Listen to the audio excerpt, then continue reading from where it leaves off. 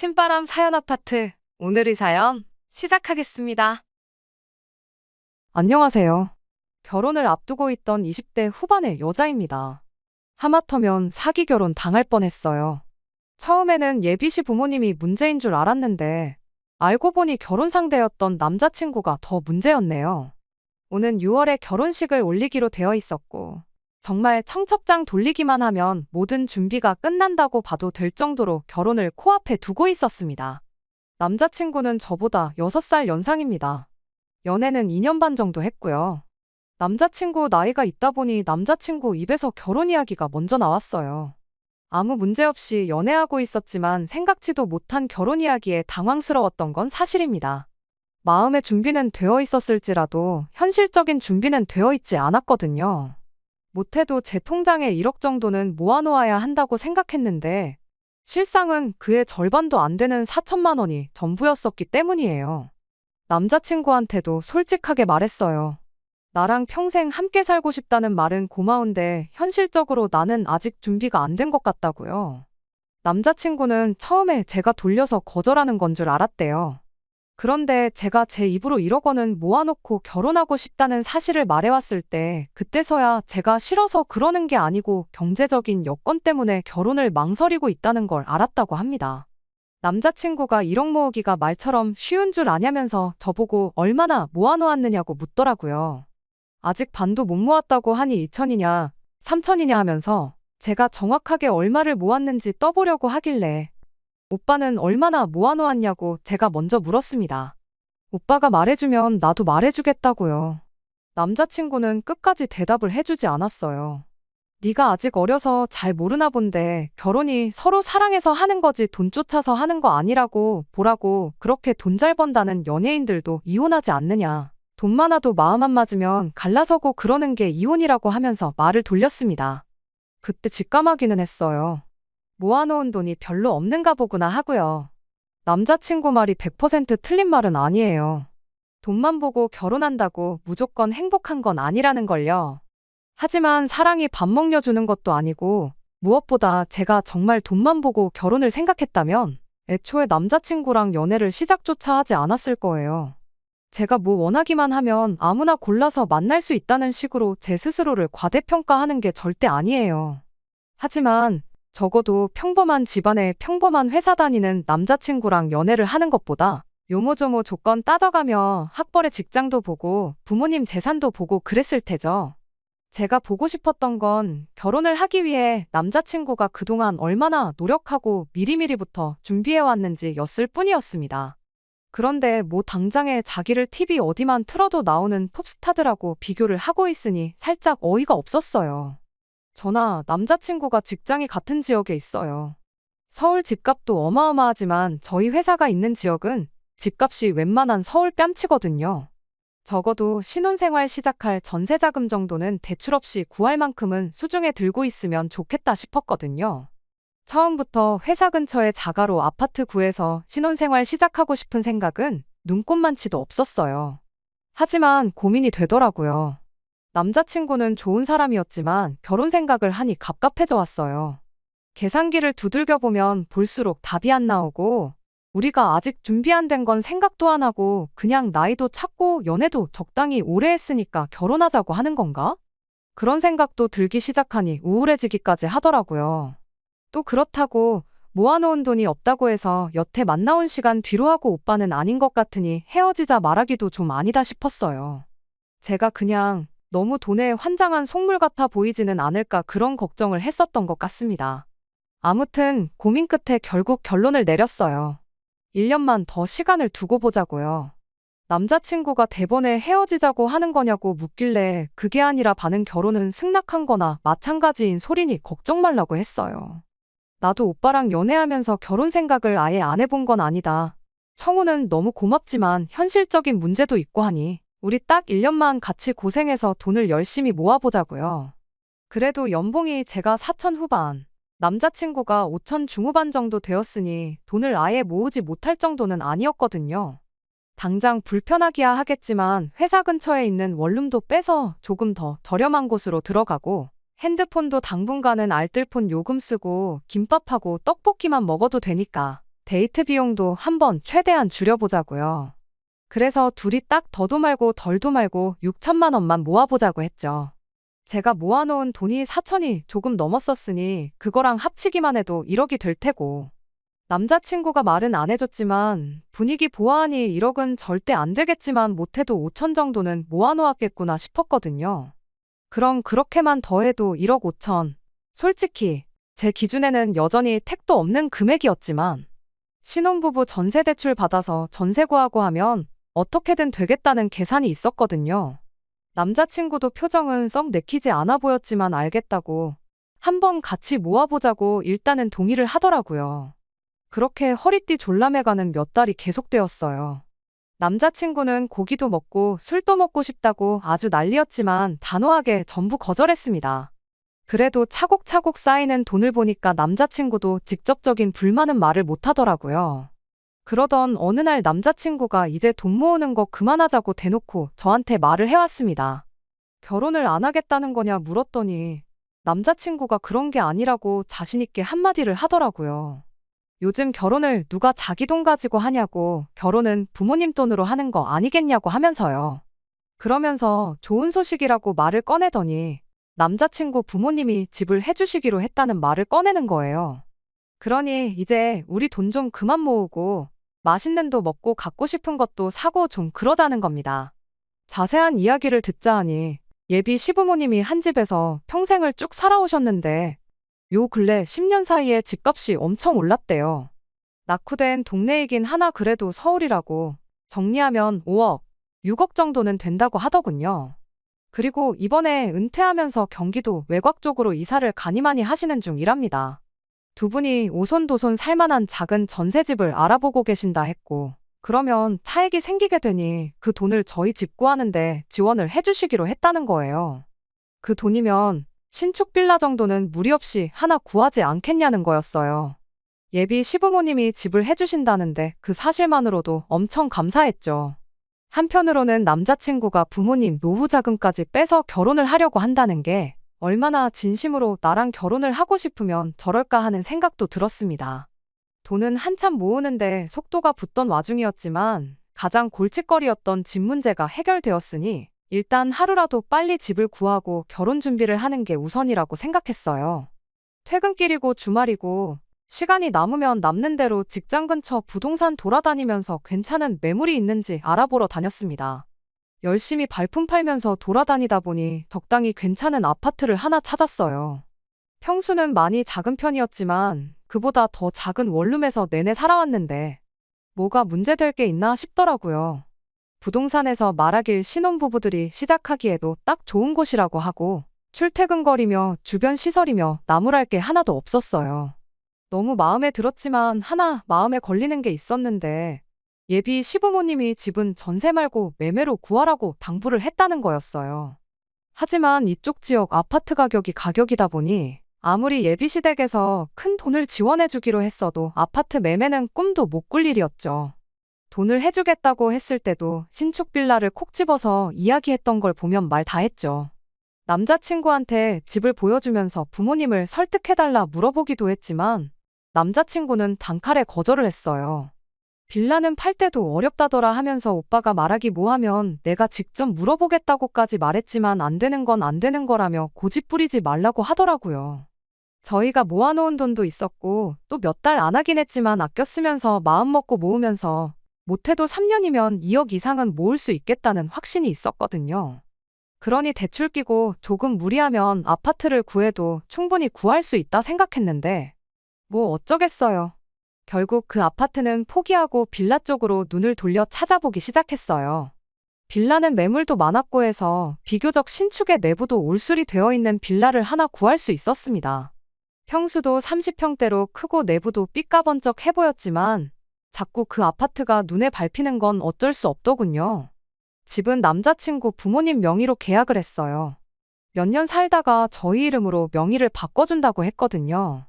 내 돈 한 푼 들어가는 거 없는데 공동명의 안 해주냐고 따지고 싶은 마음도 없었고 오히려 그게 맞다는 생각이 들어서 저도 아무 불만은 없었습니다. 어쨌든 집이 구해졌으니 그 후에는 결혼 준비를 시작했어요. 본격적인 결혼 준비 시작하자마자 예비시 댁에서는 예단으로 자동차 한 대를 요구해 왔습니다. 아무래도 외곽 동네로 이사를 가게 되니 자동차 한 대는 필수로 필요하다고.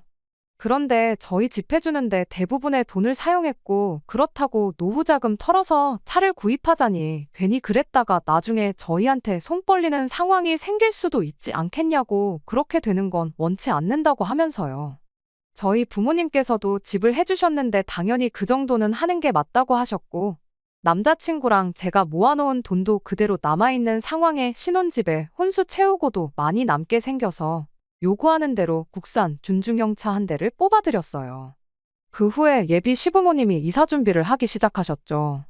주말이면 남자친구랑 찾아가 집 정리하는 거 도와주고 그랬어요.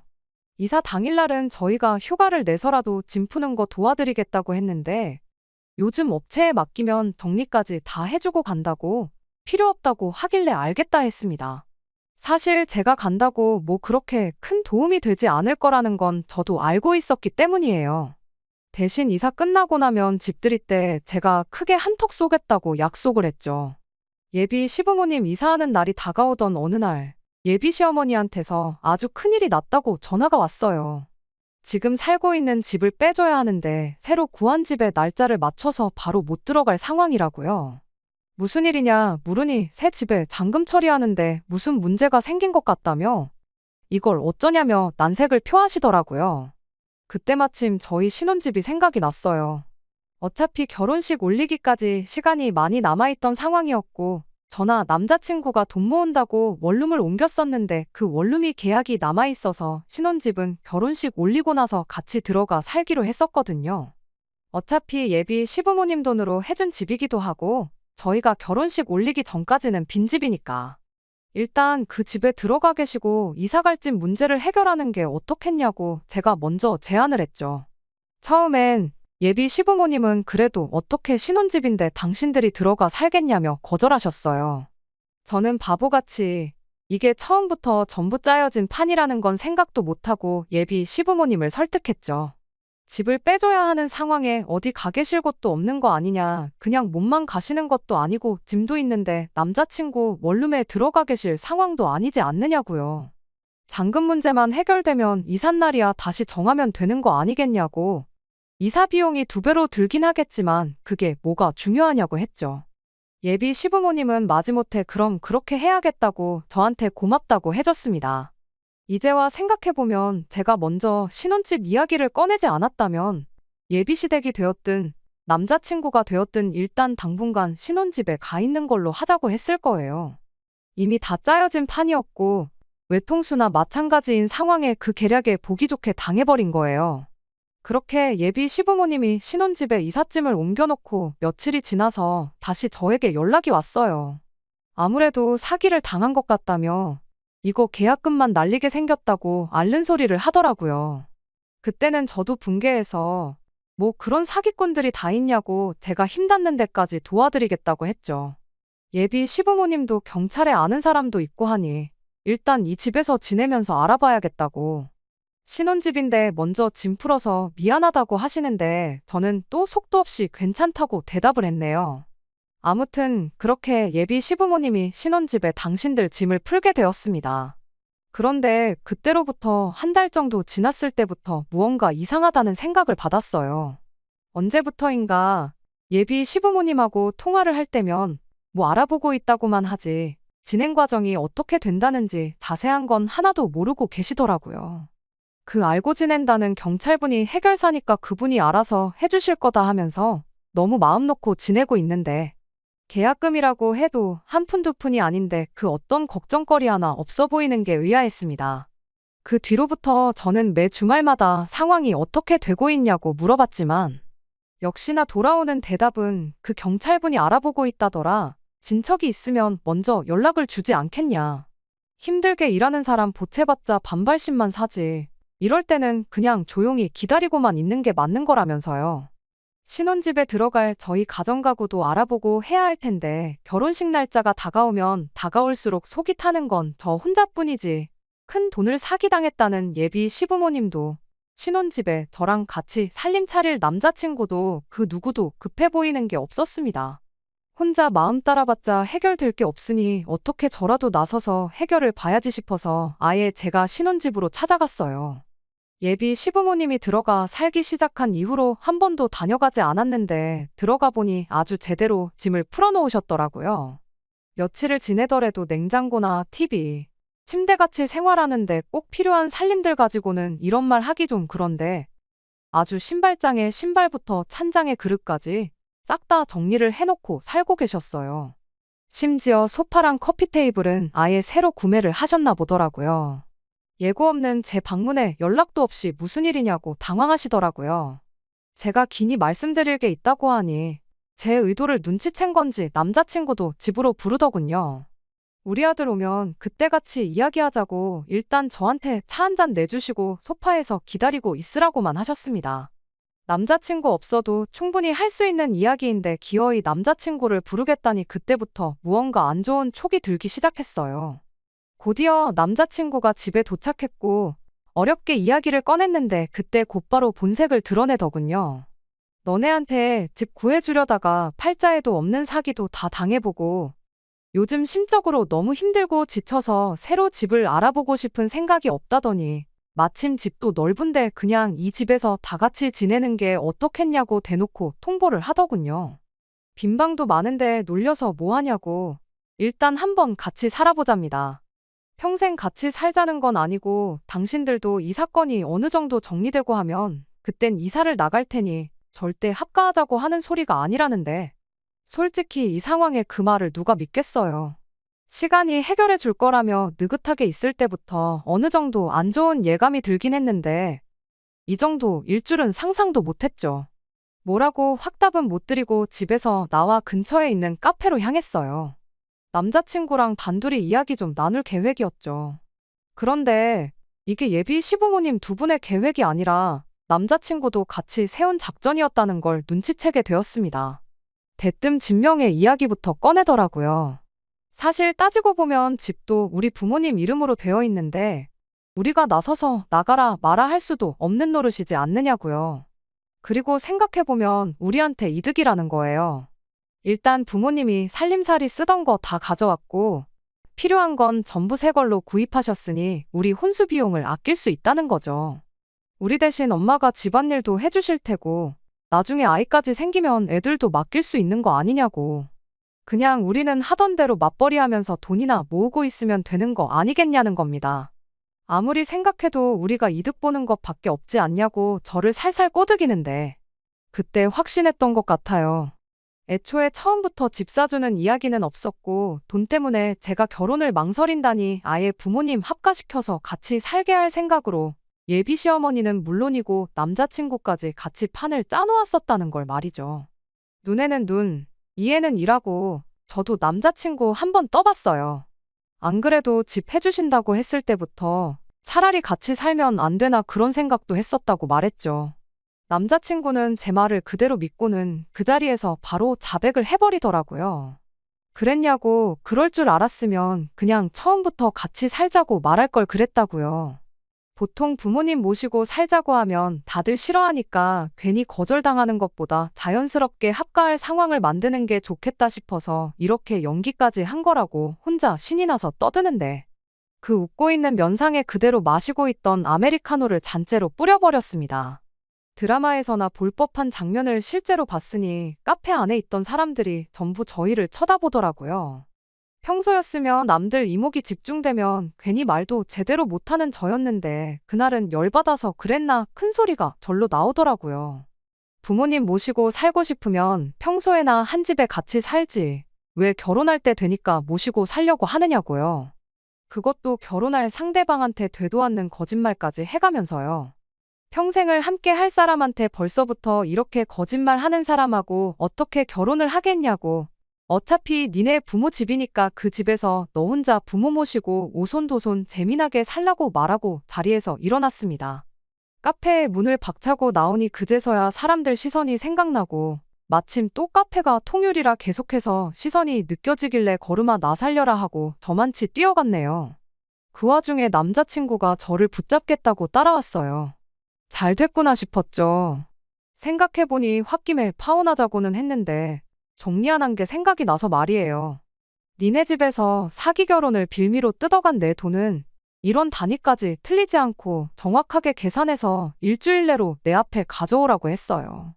그렇지 않으면 민사의 형사까지 내가 할 수 있는 모든 방법을 총동원해 콩밥 먹여주겠다고요.